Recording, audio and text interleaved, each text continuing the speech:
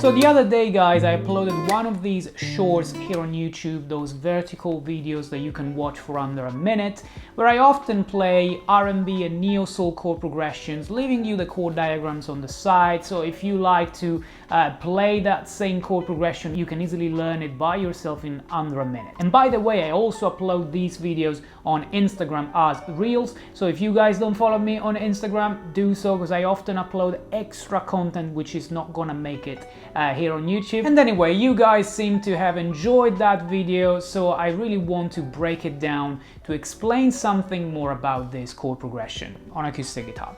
So the chord progression is what I described in other videos as the most common neo-soul chord progression, okay? And in this key that I played in that reel, in that short video, it was like B flat major 7, A7 sharp 5, D minor 7, and then there was a G flat diminished 7th chord. Now, why is this so common? Why did I say it is the most common neo-soul chord progression? Because it's a flat 6 major 7, 5/7 altered, 1 minor. Okay, so we are in a minor key. In this example, we are in the key of D minor. So D minor is the 1, the tonic, the 1 minor. But the previous two chords, flat 6 major 7, 5/7 altered, are really the chords that lead into building that tension, which you then release into the 1 minor. And then after that, this is already really neo-soul, really common in R&B, but then after that you also have another element of this style, of this genre, which is the use of the diminished 7th chords. And in this case, this is just the upper part of a secondary dominant that leads me back to the first chord. Now it brings me back to B flat major 7, the first chord of the chord progression. It doesn't bring me back to D minor 7, which is the 1 minor, the tonic. So I'm thinking of the 5 of that B flat major 7, and the 5 would be, the 5 is the tension, you know, the secondary dominant, would be an F7, but I like to think of it, because of this style, as an F7 flat 9. And if I take off the F, the root, what I'm left with is a bunch of diminished 7 chords. This is how you understand really the secondary diminished 7th concept. And anytime you play a diminished 7 chord, you can move it 3 times by 3 semitones every time, and you'll get 4 different diminished 7 chords. The one that I liked to play here was a G flat diminished 7th as the upper part of an F7 flat 9, okay? And this gives you really a very R&B neo-soul vibe.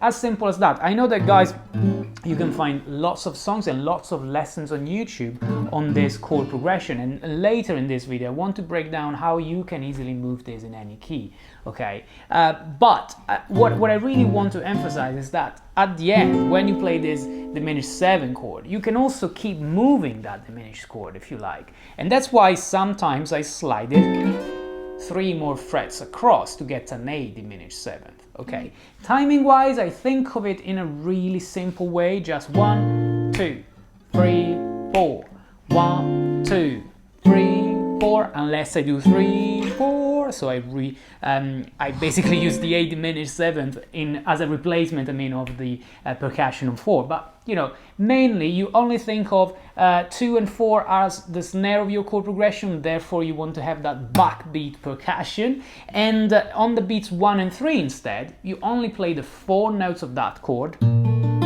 like that, where, as always, which strings you play really depends on whether the root of the chord is on the E or the A string, okay? Most of the times with index, minor and ring, I like to play the 4th, 3rd and 2nd string, and then again, the thumb really goes where the root note is, so either the E string or the A string, okay?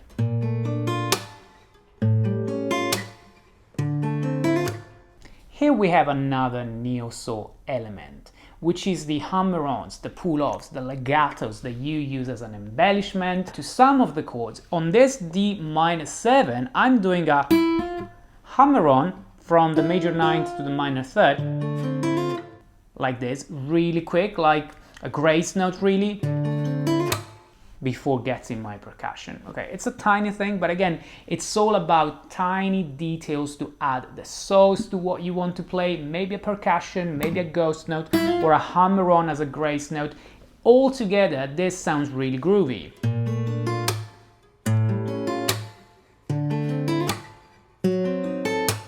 Or in the other variation,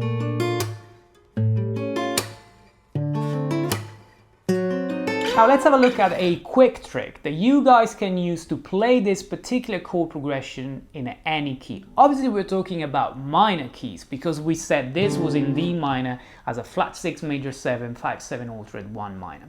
Well, if the root, so if the tonic really of the key is on the A string, like this D minor 7, well that's very easy. This is your 1, you just go 1 string up and 1 fret across you find your flat 6, major 7, that's going to be the major 7 chord. 1 fret back you will find the 5/7, which you can play as a normal 5/7 or as a 5/7 altered, that's up to you, and then down you're back to your 1 chord, 1 minor, okay? So in this case can be moved in any other minor key. For instance, if you go to C minor you get, or if you go, I don't know, to F minor you get, etc. Okay, it's always the same chord progression. Now, if the tonic is on the E string, like the note A here, A minor 7 becomes your 1 minor, okay? What you want to do, you want to go 1 string down, 3 frets across, and you will find the major 7 chord, your flat 6 major 7. In this case, F major 7 is your flat 6 major 7, where you can play the first chord. Then you go 1 fret back, okay, from that flat 6 major 7 as always, and you will find your 5. This is your 5 chord, which you can play again as just a normal dominant 7 chord, like that. Sounds already cool, that's already good. But if you like, you can make it an altered dominant 7, okay, and depending on where you are on the fretboard, you can use different alterations. For instance, here I like to do sharp 9, flat 9, and then get back here, or only one of those, you don't have to play them both, like that sounds good to me, okay?